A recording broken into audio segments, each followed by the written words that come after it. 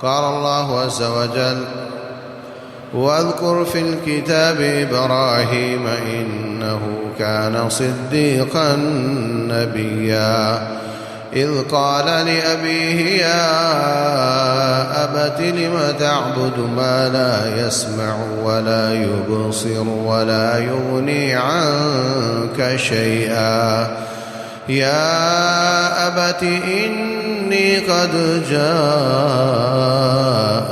من العلم ما لم يأتك فاتبعني أهدك صراطا سويا يا أبت لا تعبد الشيطان إن الشيطان كان للرحمن عصيا۔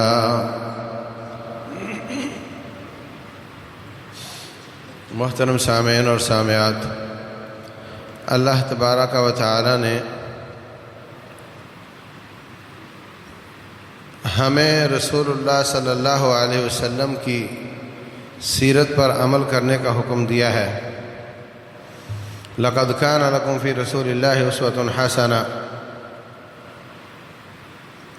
اور رسول اللہ صلی اللہ علیہ وسلم کو اللہ تعالیٰ نے حکم دیا ہے ان اتبع ملت ابراہیم حنیفا، کہ آپ ابراہیم علیہ السلام جو یک طرفہ تھے ان کی ملت کی پیروی کریں۔ ان کی ملت کیا تھی؟ کہ یک طرفہ ہو جانا اور ساری ملت کفر سے کٹ جانا، بائیکاٹ کر دینا، برات کا اظہار کر دینا، اور ساری محبتیں اللہ اور اس کے بندوں مومنوں کے ساتھ خاص کر دینا۔ تمام انبیاء کرام کا عقیدہ ایک تھا، اور تمام انبیاء کی جو شریعتیں ہیں ان میں کچھ فرق ہے۔ جیسے حضرت آدم علیہ السلام کے اولاد آپس میں شادی کرتی تھی، اور تو کوئی تھا ہی نہیں۔ اب ہمارے ہاں بہن بھائی کی شادی حرام ہے۔ اسی طریقے سے یوسف علیہ السلام کو تعظیمی سجدہ کیا گیا، ہماری شریعت میں منع کیا گیا۔ تو شریعتوں میں تھوڑا فرق آیا، لیکن عقیدہ ایک ہے۔ رسول اللہ صلی اللہ علیہ وسلم فرماتے ہیں: نحن معشر الانبیاء بنو العلات دیننا واحد۔ یوں سمجھو کہ ہم تمام انبیاء ایسا ہے جیسے باپ ایک ہو اور مائیں مختلف ہوں، دین ایک ہے اور شریعتیں مختلف ہیں۔ تو جو عقیدہ ہے ابراہیم علیہ السلام کا، کافروں سے کٹ جانا، سب کو ناراض کر کے ایک اللہ کو راضی کرنا، اس بارے میں اللہ فرماتے ہیں پھر اللہ تبارک و تعالیٰ کا شکر گزار بندہ بننا، ہر حالات میں، تکلیف میں بھی شکر رب کا، سہولت اور آسانی میں بھی اللہ تعالیٰ کا شکر۔ تو ان صفات میں آپ حضرت ابراہیم کی پیروی کریں۔ ابراہیم علیہ السلام ہمارے نبی صلی اللہ علیہ وسلم کے دادا ہیں۔ وہ بابل میں پیدا ہوئے ہیں، عراق میں۔ عراق میں ان کی قوم بتوں کی پوجا کرتی تھی اور چاند، سورج، ستاروں کی پوجا کرتی تھی۔ جب تھوڑے جوان ہونے لگے تو ان کو اللہ تبارک و تعالیٰ نے ہدایت عطا فرمائی۔ وَلَقَدْ آتَيْنَا إِبْرَاهِيمَ رُشْدَهُ مِنْ قَبْلُ وَكُنَّا بِهِ عَالِمِينَ۔ ہم نے ان کو پہلے ہی ہدایت دے رکھی تھی اور ہمیں معلوم تھا۔ یہی وہ صفت تھی جس کی وجہ سے اللہ تعالیٰ نے ان کو نبوت اور رسالت کے لیے منتخب کیا۔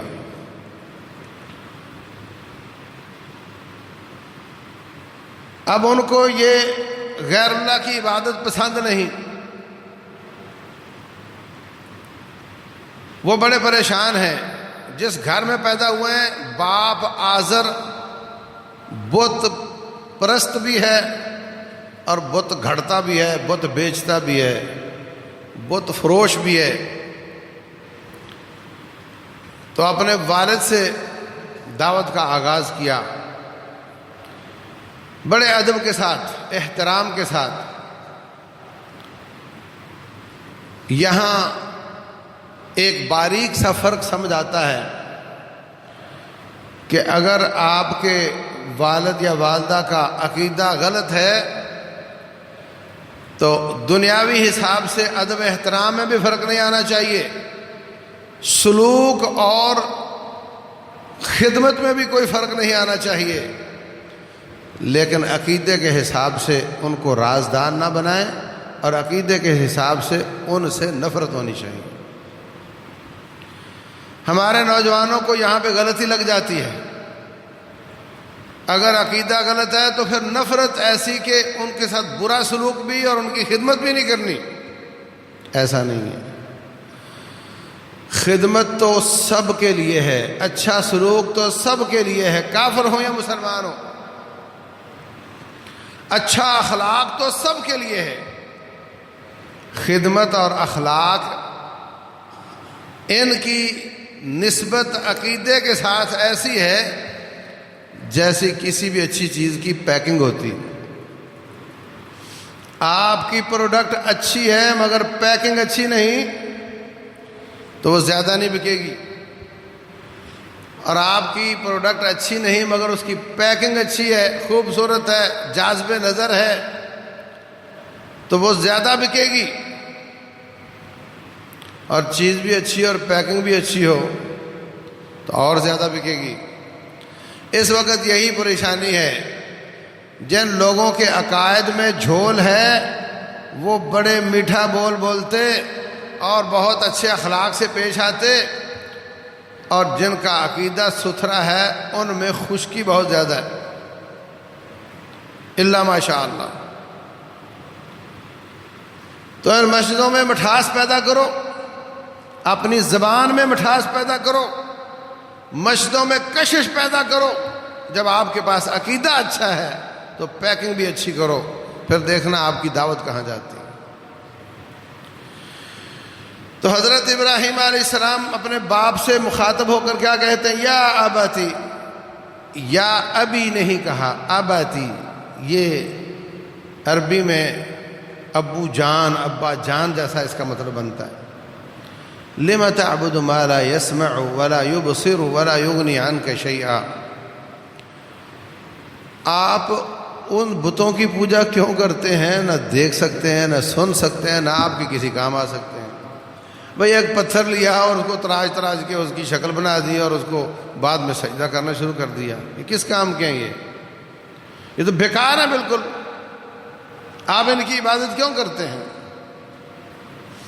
یا ابتی انی قد جاءنی من العلم، میرے پاس اللہ کی طرف سے علم آیا ہے، ما لم یأتک، جو آپ کے پاس نہیں آیا، فاتبعنی، میرے پیچھے آ جاؤ، اہدک صراطا سویا، میں آپ کو سیدھا راستہ دکھاؤں گا۔ یا ابت لا تعبد الشیطان، ابا جان شیطان کی عبادت مت کرو۔ اب یہاں پہ لمحہ فکریہ ہے،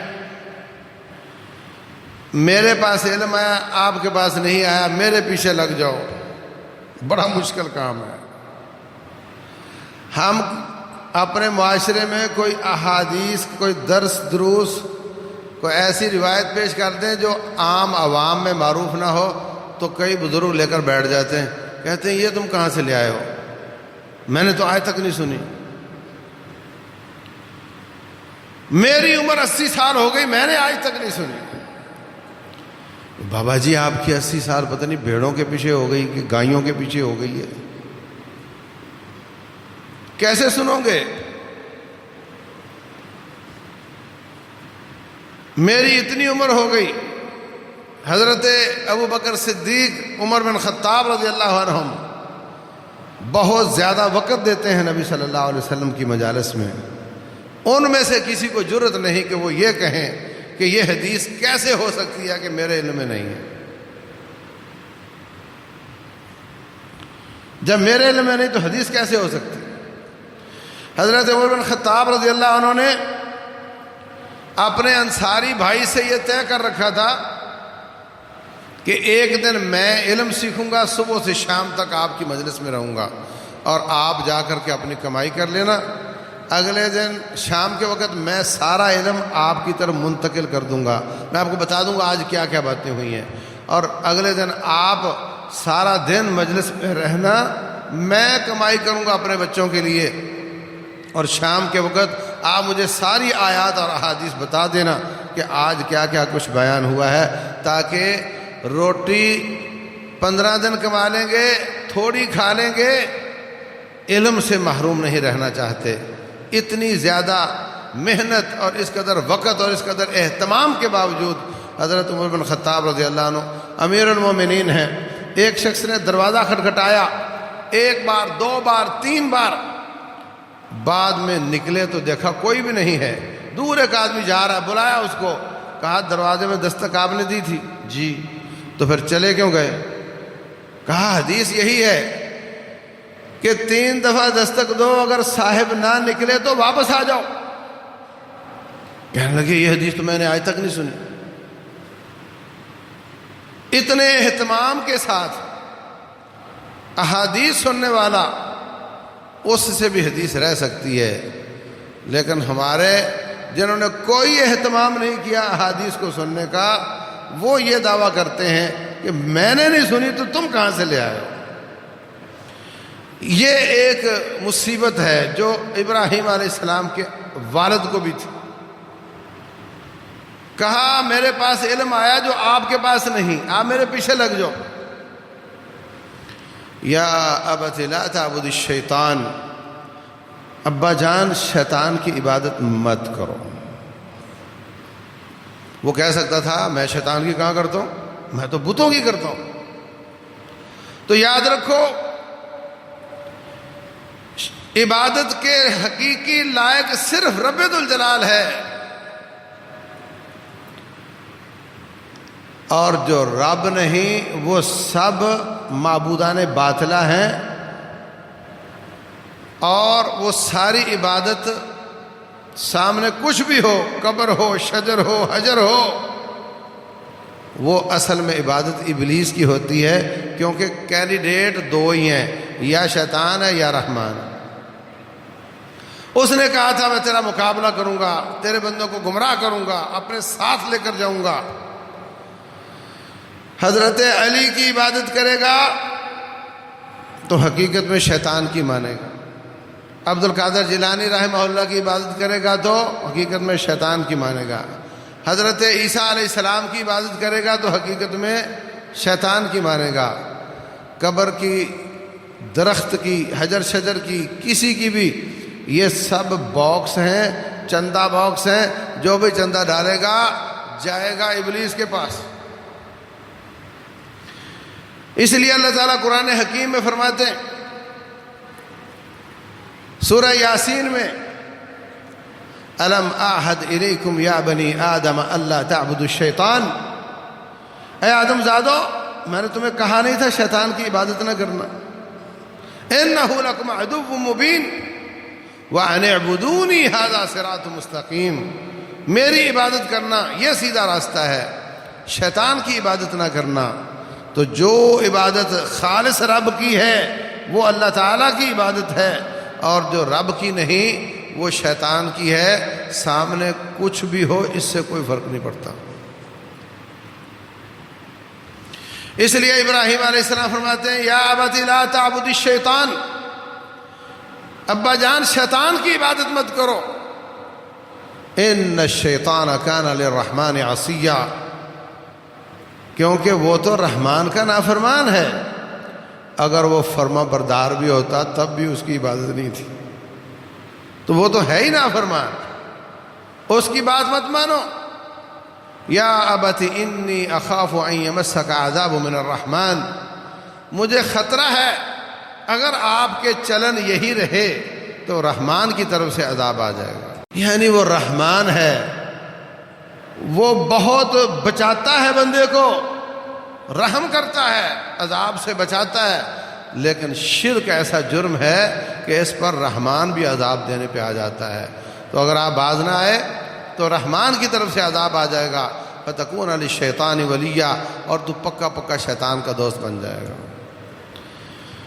ابا کہتا ہے اراغب انت عن آلہتی یا ابراہیم، ابراہیم میرے معبودوں سے بے رغبتی کرتے ہو، منہ پھیرتے ہو۔ لَإِن لَّمْ تَنْتَهِ، اگر تو باز نہ آیا، لَأَرْجُمَنَّكَ، یہی پتھر جس سے میں بت بناتا ہوں تجھے مار مار کے رجم کر دوں گا۔ وَاهْجُرْنِي مَلِيًّا، جا میرے گھر سے نکل جا۔ اب آپ دیکھ لو، وہ دلیل سے بات کر رہے ہیں، علم کی بات کر رہے ہیں، اور یہ کیا کہہ رہا ہے کہ بس مجھے اتنا پتا ہے کہ تجھے میری بات ماننی ہر صورت، نہیں مانتے تو میں مار دوں گا۔ دلیل کا مقابلہ پتھر ہی ہوتے ہیں، جو حقدار ہوتا ہے، سچا ہوتا ہے، وہ دلیل کا مقابلہ دلیل سے کرتا ہے، اور جو جھوٹا ہوتا ہے وہ دلیل کے مقابلے میں ڈنڈے اور پتھر لے کر آتا ہے۔ یہاں ایک بات اور سمجھ لیں، بعض لوگوں کی ضد ہے کہ وہ یہ کہتے ہیں کہ وہ جو باپ نہیں تھا، جو آزر تھا، وہ ان کا باپ نہیں تھا، اس لیے کہ کسی نبی کا باپ بے ہدایت نہیں ہو سکتا، اور ان کا یہ بھی دعویٰ ہے کہ کسی نبی کا بیٹا بھی ایسے نہیں ہو سکتا، اور ان کا کسی نبی کا کوئی رشتہ دار گمراہ نہیں ہو سکتا۔ یہ ان کا دعویٰ بغیر دلیل کے ہے۔ اس وجہ سے اب وہ چاہتے ہیں کہ ابراہیم علیہ السلام کا، جس کا اللہ نے قرآن میں نام لیا، اذ قال ابراہیم لأبیہ آزر اتتخذ اصناما آلہۃ، نام لیا جب ابراہیم نے اپنے باپ آزر سے یہ بات کی۔ وہ کہتے ہیں نہیں، اس کا نام طارق تھا، آزر نہیں تھا، ان کا باپ بت پرست نہیں ہو سکتا۔ یا ابتی کیوں بول رہے ہیں؟ ابا جان کیوں کہہ رہے ہیں؟ اس کی بھی بولے نہیں، وہ چاچا تھا، وہ کچھ اور تھا۔ یہ نہیں ہو سکتا کہ کسی نبی کا کوئی حقیقی رشتہ دار گمراہ ہو، یہ نہیں ہو سکتا۔ یہ ان کی دلیل بغیر، یہ ان کی بات بغیر دلیل کے ہے۔ قرآن حکیم نے نوح علیہ السلام کی بیوی اور ان کے بیٹے کا ذکر کیا ہے کہ وہ گمراہ تھے، اور جب عذاب آیا تو وہ شکار ہو گئے۔ لوط علیہ السلام کی بیوی کا تذکرہ کیا ہے کہ وہ گمراہ تھی، جب عذاب آیا تو وہ عذاب کی شکار ہو گئی۔ ابراہیم علیہ السلام کے باپ کا تذکرہ کیا ہے، اور رسول اللہ صلی اللہ علیہ وسلم کا حقیقی چچا ابو لہب، قرآن نے نام لے کر کہا ہے کہ وہ آگ میں جائے گا۔ اور اسی طرح کی حدیث ابو طالب کے بارے میں صحیح بخاری میں ہے۔ تو اس لیے یہاں پر نسل کا تعلق نہیں ہوتا، یہاں طاعت اور فرما برداری کی بات ہوتی۔ موٹے ہونٹوں والا، پچکی ناک والا، کالے رنگ والا، بکتا بکاتا غلام بلال رضی اللہ عنہ اگر طاعت گزار ہے تو وہ زمین پر چلتا ہے، اس کے قدموں کی آہٹ جنت میں آ رہی ہے۔ سلمان فارسی بکتا بکاتا غلام رسول اللہ صلی اللہ علیہ وسلم کا کور کمانڈر بن جاتا ہے، مشیر خاص بن جاتا ہے۔ یہاں پر حضرت زید بن حارثہ بکتا بکاتا غلام، آپ کا بیٹا، منہ بولا بیٹا بن گیا، اور اللہ نے کسی صحابی کا نام قرآن میں نہیں لیا، اس زید غلام کا نام قرآن میں لیا۔ تو اس لیے ہدایت رہنمائی کے حساب سے نسل کا کوئی اعتبار نہیں ہوتا۔ ہاں اگر نسل بھی نبی کی ہو اور ہدایت پر بھی ہو تو وہ نور علی نور ہو جاتا ہے، بہت اچھی بات ہے، وہ قابل احترام زیادہ ہو جاتا ہے۔ لیکن اگر ہدایت پر نہیں تو اس کا کوئی احترام نہیں۔ اللہ المستعان۔ باپ نے گھر سے نکال دیا، وہاں سے نکلے، اب دعوت وَأَنذِرْ عَشِيرَتَكَ الْأَقْرَبِينَ، رسول اللہ صلی اللہ علیہ وسلم کو اللہ تعالیٰ نے فرمایا اپنے قریبی رشتہ داروں کو دعوت دو، تو انہوں نے قریبی رشتہ دار سے حضرت ابراہیم علیہ السلام نے دعوت شروع کی، اس نے گھر سے نکال دیا۔ بہت بڑی آزمائش، نہ کوئی باہر ہوٹل ہے، نہ جیب میں پیسہ ہے، نہ کوئی سر چھپانے کی جگہ ہے، اور باپ نے گھر سے نکال دیا۔ کدھر جائیں کچھ پتہ نہیں۔ یہ بہت بڑی آزمائش، گھر سے نکال دیا، آؤ گے تو پتھر ماریں گے، کیا کریں کدھر جائیں؟ بہت بڑی آزمائش ہے۔ پہلی آزمائش آ گئی، دعوت گھر والوں سے شروع کی، محلے داروں تک پہنچی، وہاں سے پھر حکومتی ایوانوں تک پہنچی۔ محلے داروں میں پہنچے، وہ بتایا میں نے چاند ستاروں کی عبادت کرتے تھے یا پھر بتوں کی عبادت کرتے تھے۔ اب ابراہیم علیہ السلام نے ان دونوں میں دونوں معبودوں کا رد کرنا ہے، زبان سے بھی کرنا ہے اور عملی طور پر بھی کرنا ہے۔ باہر نکلے، رات ہوئی، لوگوں کو کہتے ہیں یہ ستارے ٹمٹما رہے ہیں، لگ رہا ہے یہی میرا رب ہے۔ تو بڑے خوش ہوئے کہ چلو یہ بھی ہمارے ساتھ مل گیا۔ جب غروب ہو گیا تو کہنے لگے نہیں،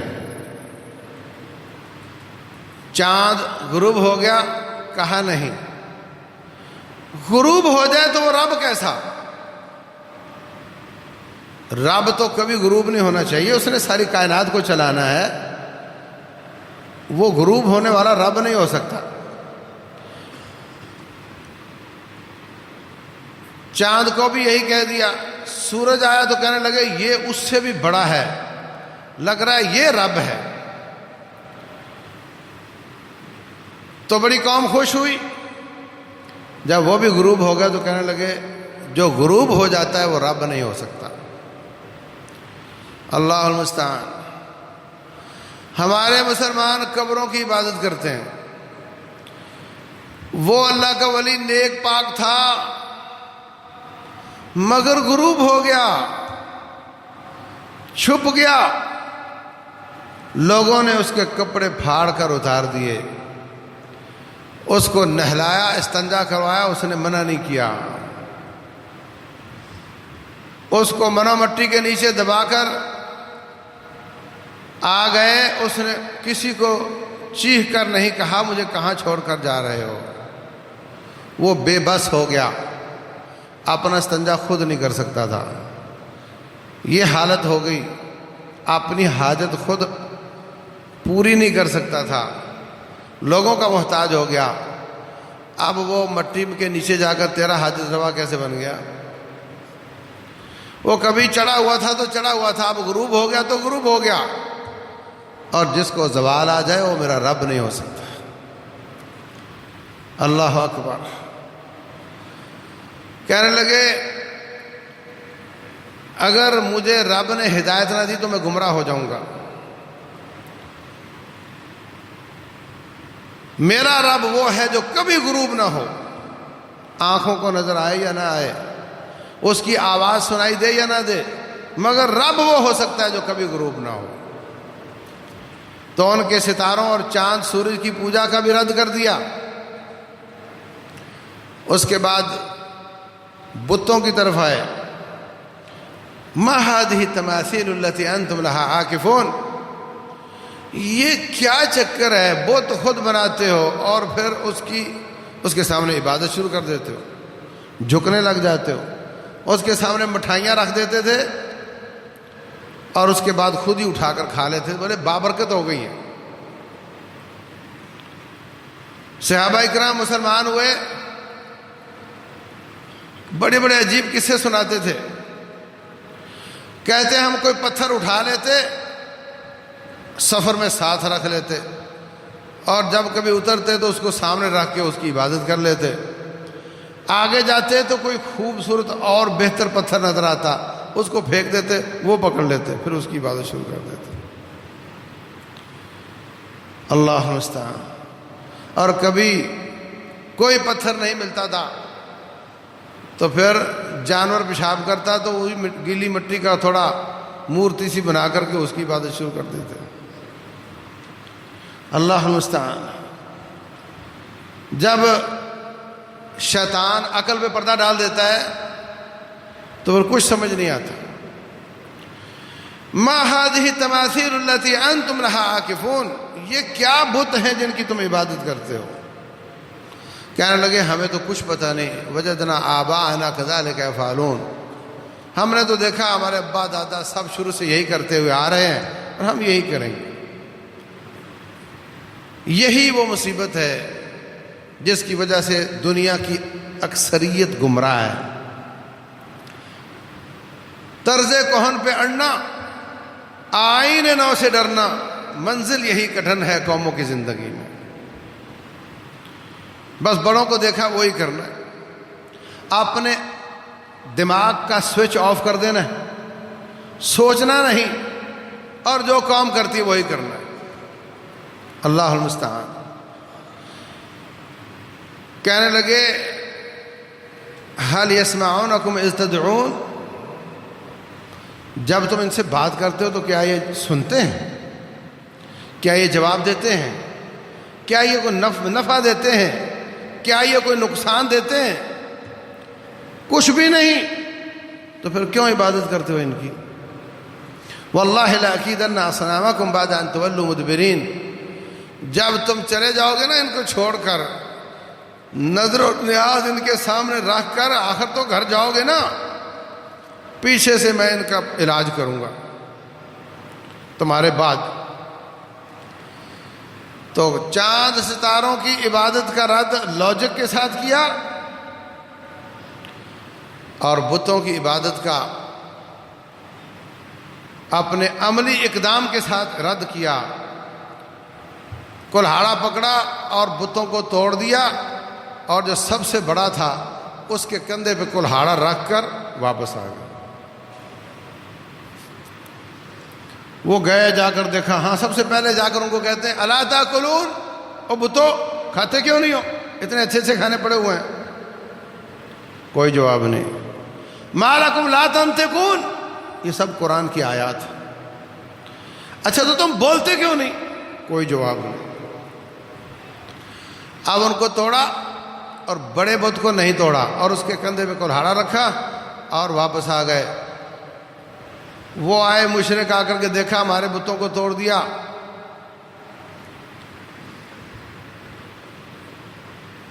پریشان ہوئے، کس نے کیا؟ من فعل هذا بآلهتنا انه لمن الظالمین.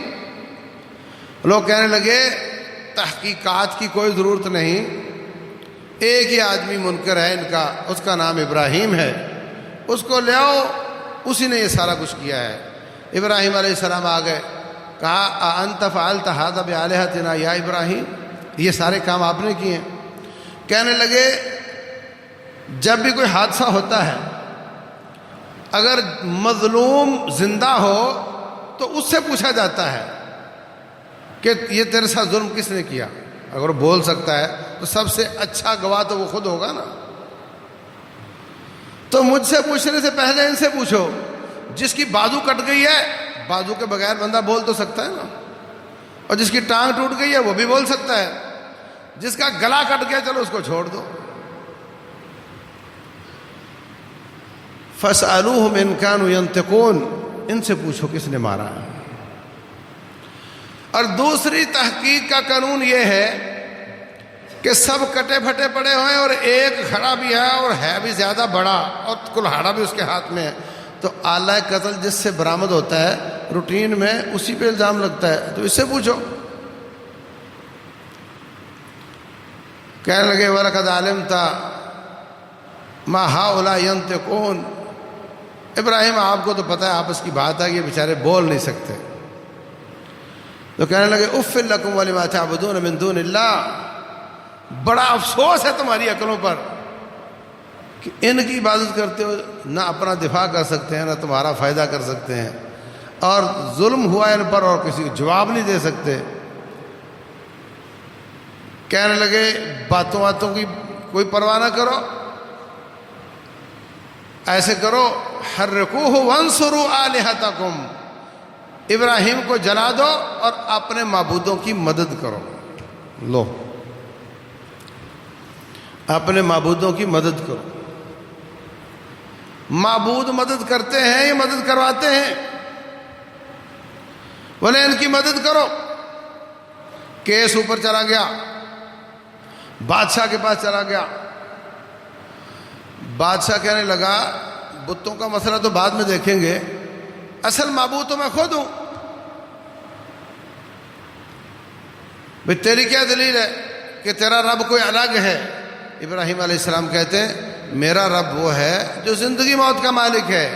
کہتا لو یہ کون سی بڑی بات ہے؟ ایک آدمی پر فرد جرم عائد تھی، بلکہ فیصلہ ہو چکا تھا سزائے موت کا، اس کو آزاد کر دیا. اور دیکھو یہ میں نے اس کو زندہ کر دیا. اور ایک ایسے بے گناہ کو پکڑ کے قتل کر دیا. کہا دیکھو اس کو میں نے موت دی، اس کو میں نے زندگی دی، یہ کام تو میں بھی کر لیتا ہوں. اب بجائے اس کے کہ ابراہیم علیہ السلام نوک پلک سوار تھے اور اس کی بات کو رد کرتے، انہوں نے دوسرا پتا پھینکا. کہا دیکھو میرا رب مشرق سے سورج نکال کر مغرب میں ڈبوتا ہے، تو رب ہے تو مغرب سے نکال کے مشرق میں ڈبو کے دیکھا. تو وہ بھی کہنے لگا تیرا اور کوئی علاج نہیں، بس یہی ہے کہ تو جلا دیا جائے. اللہ المستعان. ہمیشہ عقل، لاجک اور دلیل کے مقابلے میں دھونس، ڈنڈا، فورس، یہ اس کا کام ہوتا ہے جو ناحق پہ کھڑا ہوتا ہے، جو گمراہ ہوتا ہے. اللہ المستعان. یہ سیرت ابراہیم علیہ السلام، اور اس کے مقابلے میں رسول اللہ صلی اللہ علیہ وسلم